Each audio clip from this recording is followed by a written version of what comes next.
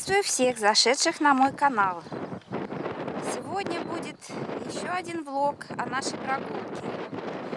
Посмотрите, как выглядят поля, которые уже засеяли.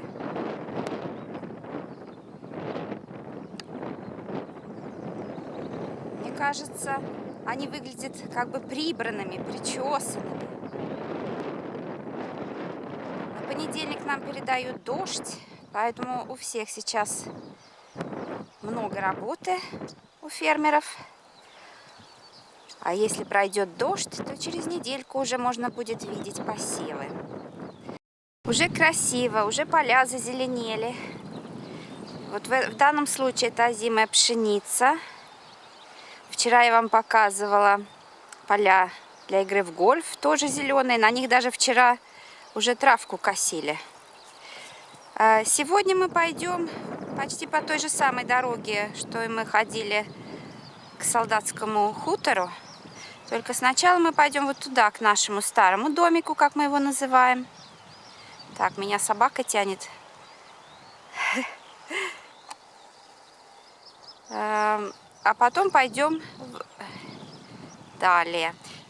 Идем мы за молоком на соседнюю ферму. Прогуливаемся с нашим Больтом. Сегодня дует сильный ветер, поэтому я не знаю, как меня будет слышно во время репортажа. Вот там у нас, около нашего лесочка, рощицы, стоит охотничья вышка, на которой они будут сидеть осенью. Здесь у нас посреди поля небольшой такой каменный холмик. Сейчас хочу вам показать, как у нас ветер сегодня дует. Так, а порыва ветра как раз и нет. Там вот видно по макушке. Здесь у нас небольшой лесочек, а здесь у нас вырубка. Этот лес вырубили лет 6 назад. И сейчас там растут осинки, березки, и Гюннер посадил елочки. Они уже подросли. Теперь он ходит зимой и расчищает от зарослей кустарника, от ненужных порослей берез и осины. Вот тут виден наш домик и мостик через нашу речку.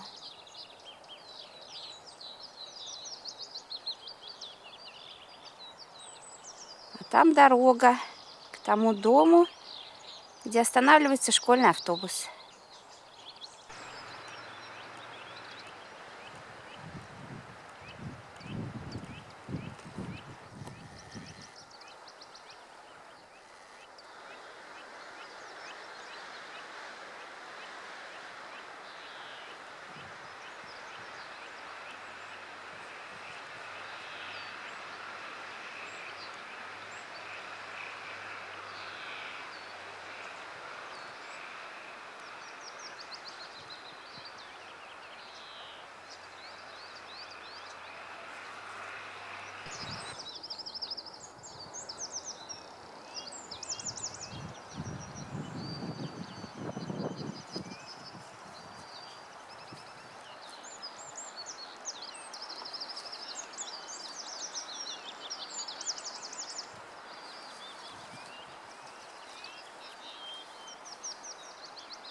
Дороги иду, а у нас тут два больших муравейника. Вот муравьи, трудяги, трудятся. Им хорошо на солнышке. Солнышко пригревает их, и они трудятся на ремонте муравейника после зимы. Ну и, наверное, уже делают запасы. Я вышла из-под прикрытия леса, и здесь уже дует. Мы ходили вот в ту сторону. Там вот солдатский хутор. А сегодня пойдем вот в эту сторону. Сейчас идем к нашему березовому лесочку. Кстати, у меня вот со мной ведерко для молока. Ну вот мы подошли к нашей березовой рощице. Уже листочки начинают проклевываться, вижу я. Самое интересное, что это, видимо, разные сорта берез, поэтому с одной стороны они начинают проклевываться или появляться раньше, а с другой позже. И вот сейчас мы сворачиваем налево и пойдем в...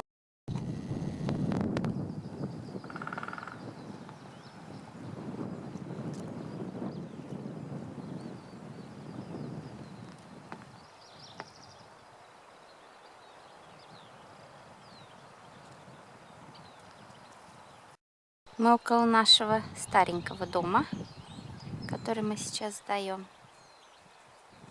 Вообще мне здесь нравится больше. Раньше здесь был лес с 3 сторон, а теперь с левой стороны вырубили. И раньше здесь было всегда намного теплее и намного тише. Потому что ветра у нас дуют в основном с запада и юго-запада. Как раз лес защищает все время. Вот. Здесь уже наши квартиросъемщики выставили летнюю мебель. Как раз на том месте, на котором и мы выставляли всегда.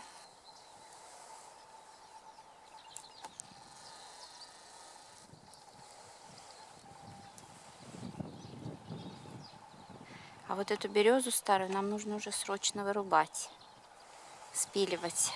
Скорее всего, в этом году все-таки мы ее спилим, несмотря на то, что уже поздно. Потому что мы боимся, она очень-очень старая, и там уже осы сделали в стволе свое гнездо. Мы боимся, что ее каким-нибудь осенним штормом свалят на близлежащие постройки. Красивое растение. По-шведски, или я не знаю, может быть и по-латински тоже, называется тибаст. Цветет рано-рано весной, очень хорошо пахнет. Но растение жутко ядовитое, особенно когда у него появляются маленькие красные ягодки. Каждую весну я ходила и вырезала все их, потому что боялась, что дети потом могут съесть что-нибудь ненужное. Тут ядовито все: цветы, листья и плоды. Но очень красивый и очень-очень хорошо пахнет. Можно срезать и ставить дома в вазу, но как и с ландышами, ядовитый. На поле с озимой пшеницей цветет мать и мачеха. Такие красивые желтенькие цветочки, как солнышки.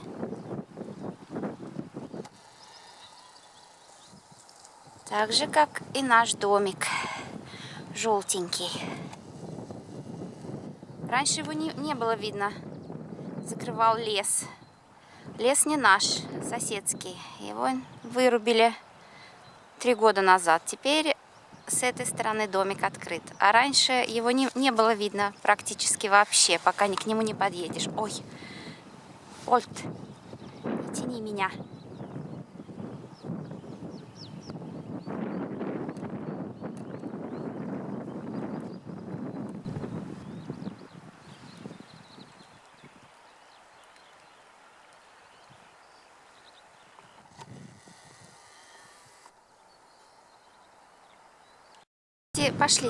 Дошли до места нашей прогулки. Вот виден хозблок, коровник. Туда мы сейчас пойдем. А здесь просто хотела показать немножко. Здесь живет другой сосед.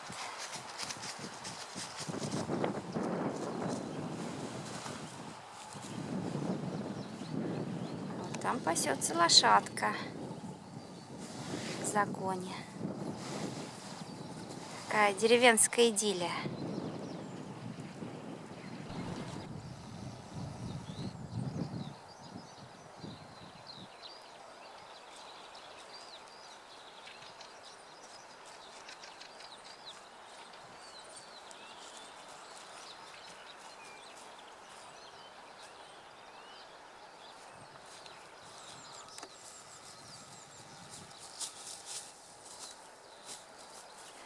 А вот тут через березовый лесок виден наш хозблок около нашего дома.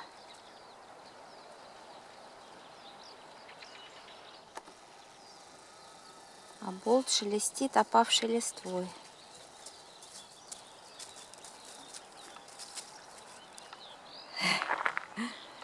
Ходит и вынюхивает что-то. Полевые работы в разгаре.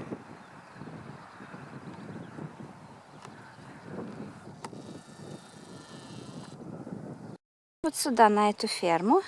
Сейчас прям пойду через это поле. Здесь ограда для выпаса коров. Можно вот здесь открыть и пройти. Сейчас эта ограда не под напряжением, потому что коров еще не выпускали, травы еще нет. А летом может быть под напряжением, тогда открывать надо осторожненько.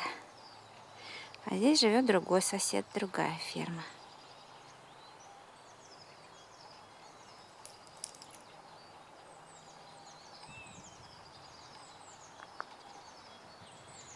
А там живет третий сосед. Он не фермер, он работает водопроводчиком. 2 почтовых ящика. Один к этому соседу, а другой к тому, кто у нас снимает домик.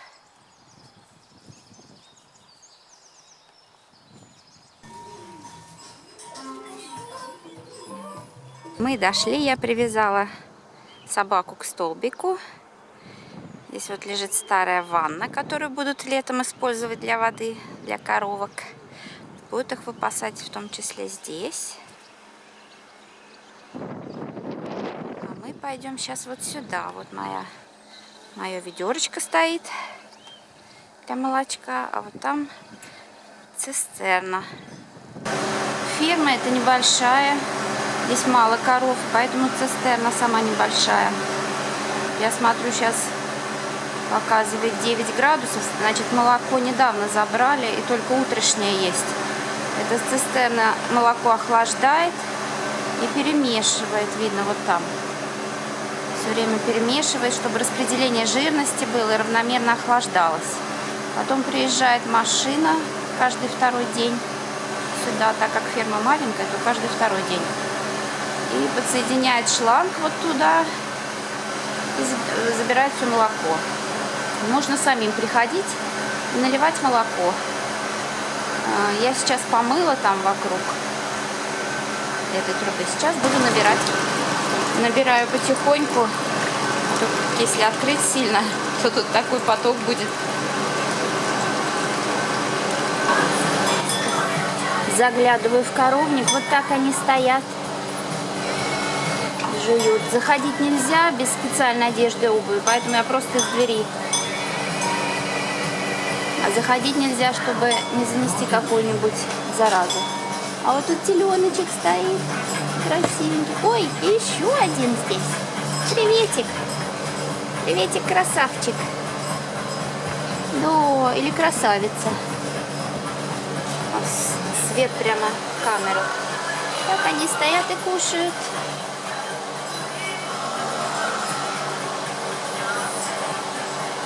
И музыка у них играет. Этот фермер считает, что коровы должны слушать музыку. Современную. Чтобы быть в тренде.